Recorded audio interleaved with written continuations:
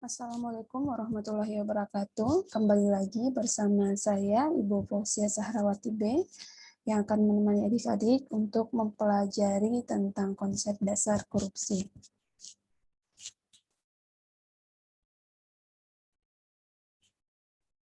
Nah, yang pertama kita akan belajar terkait pengertian dari korupsi. Kata korupsi sendiri itu berasal dari bahasa Latin, yaitu corruptio atau corruptus, yang selanjutnya dikatakan bahwa corruptio berasal dari kata corrumper, suatu bahasa Latin yang lebih tua dari bahasa Latin tersebut, kemudian dikenal istilah corruption. Korup dalam bahasa Inggris, corruption dalam bahasa Prancis, dan dalam bahasa Belanda dikenal korupti. Nah, arti kata korupsi secara harfiah adalah kebusukan, keburukan, kebejatan, ketidakjujuran, dapat disuap, tidak bermoral, atau penyimpangan dari kesucian. Berbicara tentang definisi korupsi, di Malaysia sendiri terdapat peraturan anti korupsi dipakai kata risuah berasal dari bahasa Arab atau bahasa Arab yaitu riswah. Nah, menurut Kamus Umum Arab Indonesia, artinya itu sama dengan korupsi. Riswah atau suap secara terminologis berarti pemberian yang diberikan seseorang kepada hakim atau lainnya untuk memenangkan perkaranya dengan cara yang tidak dibenarkan atau untuk memperoleh kedudukan. Jadi, riswah atau suap menyuap identik dengan memakan barang yang diharamkan oleh Allah. Jadi diharamkan mencari suap, menyuap, dan menerima suap. Selanjutnya, terdapat 3 istilah, yaitu korup, korupsi, dan koruptor. Di antara 3 istilah ini memiliki arti atau makna yang berbeda. Di sini, untuk istilah korup memiliki arti busuk, suka menerima uang suap atau sogok, memakai kekuasaan untuk kepentingan sendiri, dan sebagainya. Selanjutnya ada istilah korupsi yang artinya perbuatan busuk seperti penggelapan uang, penerimaan uang sogok, dan lain sebagainya. Sedangkan arti istilah koruptor artinya orang yang melakukan korupsi. Nah, dalam konteks kalimat, adik-adik bisa memahami ketiga istilah ini, misalnya untuk istilah korup. Kita bisa mengatakan bahwa si A adalah orang korup, dalam artinya dia orang yang menerima uang sogok. Nah, untuk kata korupsi, dalam konteks kalimatnya seperti ini. Si A melakukan korupsi. Jadi, artinya si A ini melakukan perbuatan busuk, entah itu penggelapan uang, menerima uang sogok. Nah, sedangkan untuk istilah koruptor, itu sama artinya dalam artian subjeknya. Misalnya, si A adalah koruptor. Jadi, si A ini orang yang melakukan korupsi. Seperti itu. Jadi sudah jelas ya adik-adik perbedaan antara korup, korupsi, dan koruptor. Nah, selanjutnya terkait dengan korupsi, di dalam buku saku KPK sendiri, itu membahasakan atau membahas terkait bentuk-bentuk korupsi. Di sini ada 8 bentuk korupsi. Yang pertama yaitu kerugian keuangan negara. Nah, kerugian keuangan negara, bentuk perbuatan korupsinya itu melawan hukum, melakukan perbuatan memperkaya diri sendiri atau orang lain atau korporasi. Jadi, seseorang atau sekelompok orang yang melakukan perbuatan untuk memperkaya dirinya atau kelompoknya dengan tujuan untuk menguntungkan diri sendiri atau orang lain atau korporasi, menyalahgunakan kewenangan, kesempatan, atau sarana yang dia miliki. Nah, bentuk yang kedua yaitu suap menyuap. Suap menyuap ini dapat dilihat dari perbuatan korupsi seperti memberi atau menjanjikan sesuatu. Memberi sesuatu dilakukan atau tidak dilakukan dalam jabatannya, bisa seperti memberi hadiah atau janji kepada seseorang. Dalam artian di sini misalnya si A memiliki jabatan dan menjanjikan sesuatu kepada si B dengan harapan adanya umpan balik. Suap menyuap lainnya itu bisa dalam bentuk memberi atau menjanjikan sesuatu kepada hakim, memberi atau menjanjikan sesuatu kepada advokat atau pengacara, ataukah hakim yang menerima hadiah atau janji untuk mempengaruhi putusan perkara. Jadi seperti itu ya adik-adik bentuk perilaku dari suap menyuap. Bentuk korupsi yang ketiga yaitu penggelapan dalam jabatan. Di sini pegawai negeri atau orang selain pegawai negeri yang ditugaskan menjalankan suatu jabatan umum secara terus-menerus atau untuk sementara waktu dengan sengaja menggelapkan uang atau surat berharga yang disimpan karena jabatannya. Nah, di sini terkait dengan bentuk korupsi penggelapan dalam jabatan itu adanya tindakan pemanfaatan jabatan untuk memperoleh keuntungan pribadi ataupun korporasinya. Selanjutnya bentuk keempat itu adalah pemerasan. Pemerasan di sini ada unsur paksaan. Misalnya pegawai negeri atau penyelenggara negara dengan maksud menguntungkan diri sendiri atau orang lain secara melawan hukum atau dengan menyalahgunakan kekuasaannya memaksa seseorang memberikan sesuatu, membayar atau menerima pembayaran dengan potongan atau untuk mengerjakan sesuatu bagi dirinya sendiri. Jadi ini bisa dilihat dalam misalnya terjadi suatu kegiatan seleksi calon pegawai negeri sipil, kemudian ada oknum tertentu yang memanfaatkan jabatannya untuk mengiming-imingkan kelulusan sebagai calon PNS tersebut dengan membayar sebesar uang yang telah disepakati, itu bisa masuk dalam kategori pemerasan. Nah, bentuk yang kelima yaitu perbuatan curang.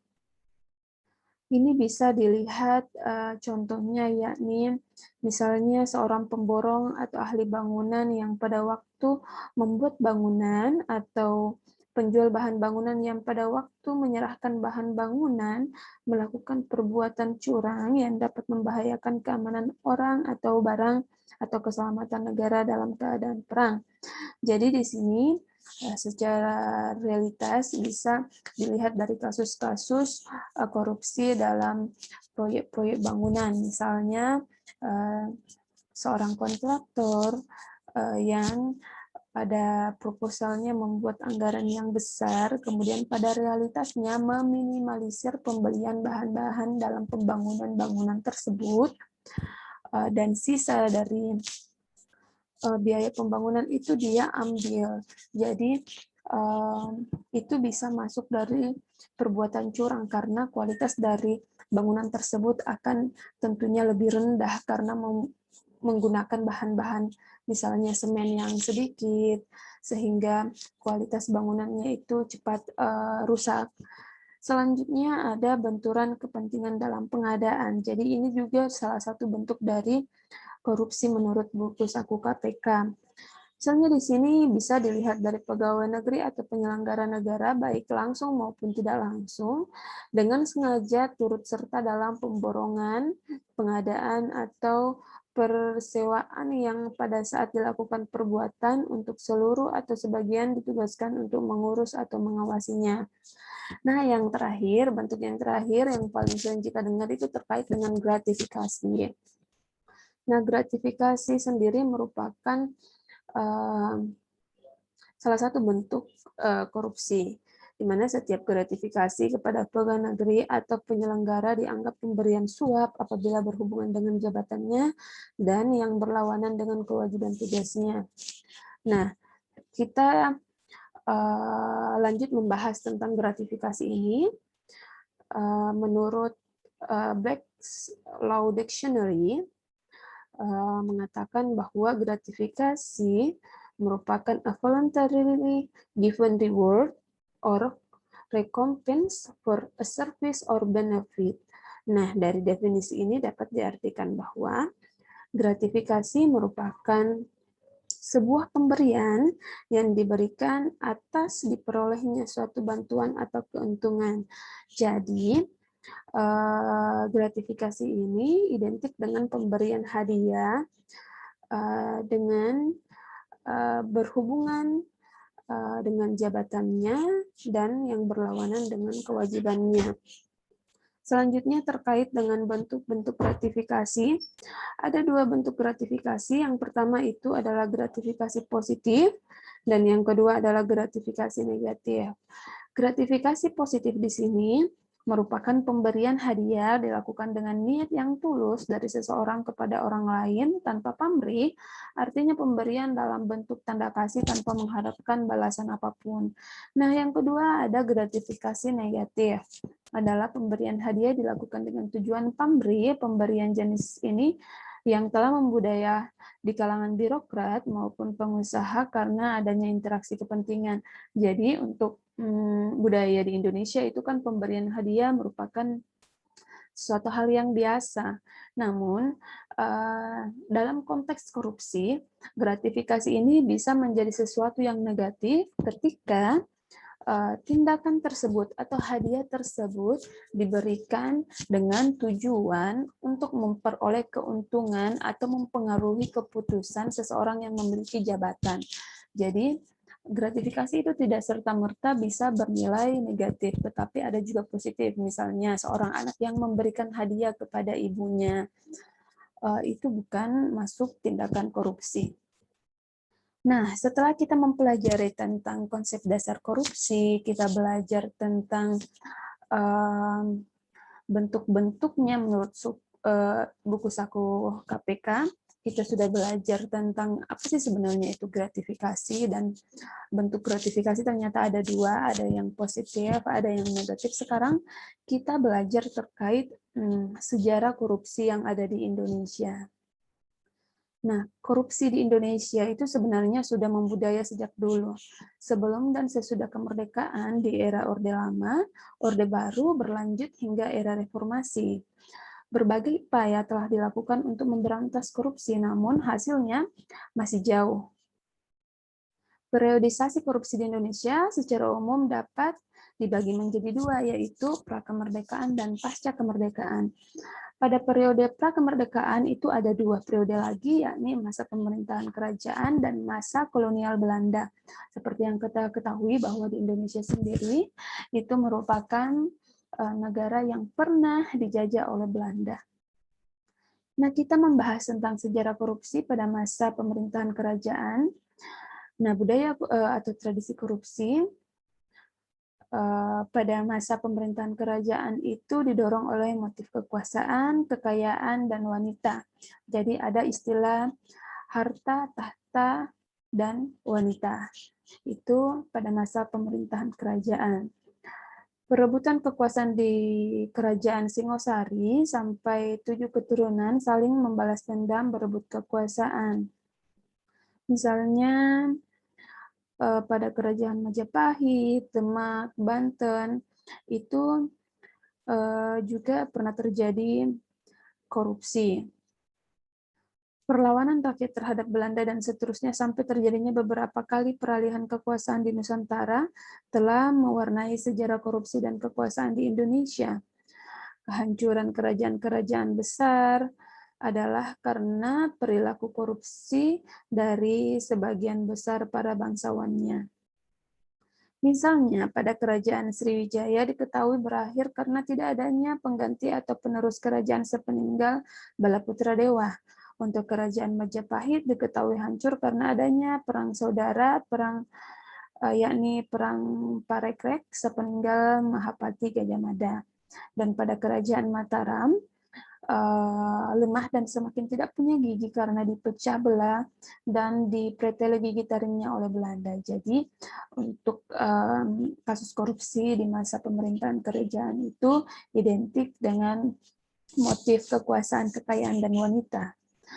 Selanjutnya pada masa kolonial Belanda pada tahun 1755 itu terkenal yang namanya Perjanjian Giyanti, di mana VOC memecah Mataram menjadi dua kekuasaan, yaitu Kesultanan Yogyakarta dan Kesunanan Surakarta.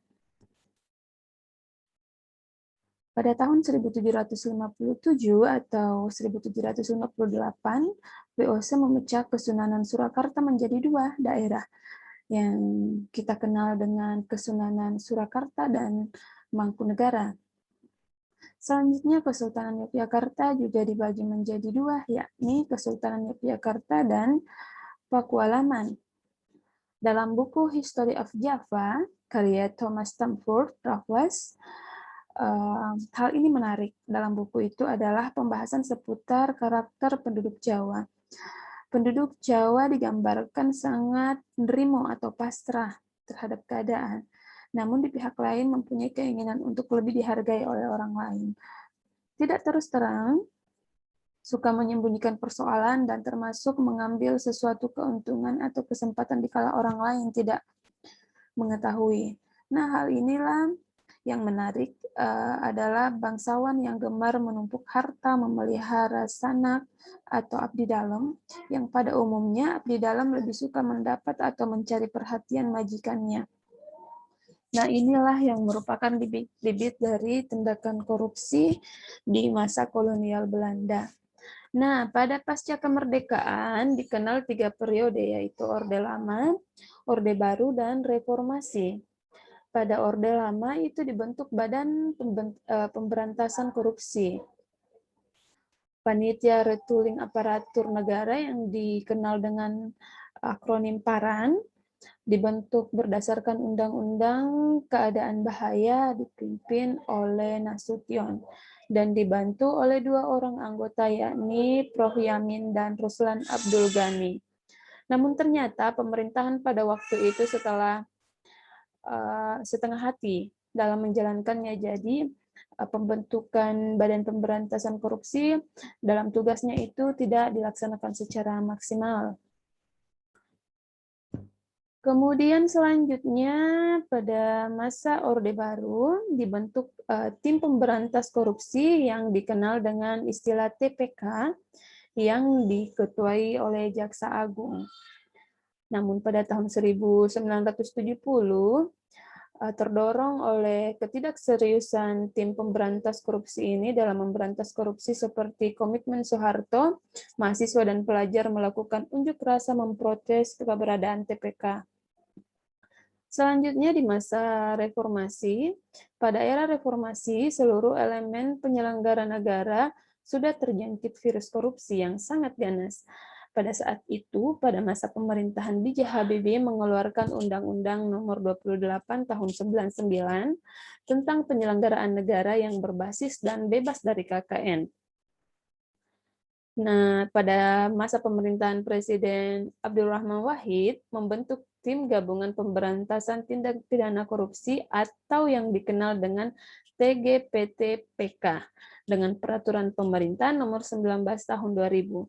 Namun, di tengah semangat menggebu-gebu untuk memberantas korupsi dari anggota tim melalui suatu judicial review Mahkamah Agung, TGPT-PK akhirnya dibubarkan. Sejak itu, Indonesia mengalami kemunduran dalam upaya memberantas korupsi. Nah, begitu sejarah korupsi di Indonesia. Di sini Ibu ingin menyampaikan sebuah hasil survei tentang Transparency International mengenai barometer korupsi global. Dan berdasarkan hasil survei tersebut menempatkan partai politik di Indonesia sebagai institusi terkorup dengan nilai 4,2 dengan rentan penilaian 1 sampai 5. Nah, kita lihat poinnya itu 4,2, hampir mendekati poin 5 untuk yang terkorup. Nah, masih berangkat dari data tersebut, di Asia, Indonesia menduduki prestasi sebagai negara terkorup dengan skor 9,25 dari rentan 1 sampai 10. Bisa dilihat bahwasanya Indonesia tingkat korupsi para partai politiknya itu memang masih sangat tinggi, maka dari itu pendidikan anti korupsi di kalangan mahasiswa merupakan harapan dari anak bangsa untuk memecahkan masalah korupsi agar masyarakat Indonesia bisa menjadi masyarakat sejahtera. Kaum-kaum miskin bisa dibantu, kita bisa memanfaatkan dana-dana yang telah dikorupsi oleh kaum-kaum yang tidak bertanggung jawab menjadi dana-dana yang lebih bermanfaat, entah itu dimanfaatkan di dalam ranah pendidikan, sosial, ataupun lainnya untuk meningkatkan kesejahteraan masyarakat. Oke, adik-adik, itu adalah materi yang Ibu sampaikan pada sesi kedua untuk materi konsep dasar korupsi. Dari materi yang Ibu sampaikan, silahkan adik-adik meresume materi tersebut ke dalam 8 paragraf saja, yang adik-adik tulis tangan di atas kertas, kemudian foto dan upload pada laman pengumpulan tugas di Edling. Ingat, pengumpulan tugas di Edling diutamakan. Meskipun sekarang masa pandemi dengan berbagai keterbatasan adik-adik terkait dengan koneksi internet, bagi adik-adik yang mengalami gangguan kesulitan untuk mengupload di Edling bisa mengupload tugas di grup WA ketika mendekati waktu pengumpulan tugas di Edling habis. Namun, sekali lagi ingat kontrak perkuliahan kita adik-adik bahwasanya pengumpulan tugas di Edling itu diutamakan. Karena kalau adik-adik mengumpulkan tugas di Edling, itu akan tersimpan dengan baik. Berbeda ketika dikumpulkan di grup WA, bisa saja data tersebut tercecer atau tidak terekam secara elektronik. Demikian materi yang Ibu sampaikan, semoga adik-adik bisa memahami dan bermanfaat untuk peningkatan ilmu pengetahuan adik-adik dan keterampilan adik-adik. Ibu tutup dengan ucapan terima kasih. Wassalamualaikum warahmatullahi wabarakatuh.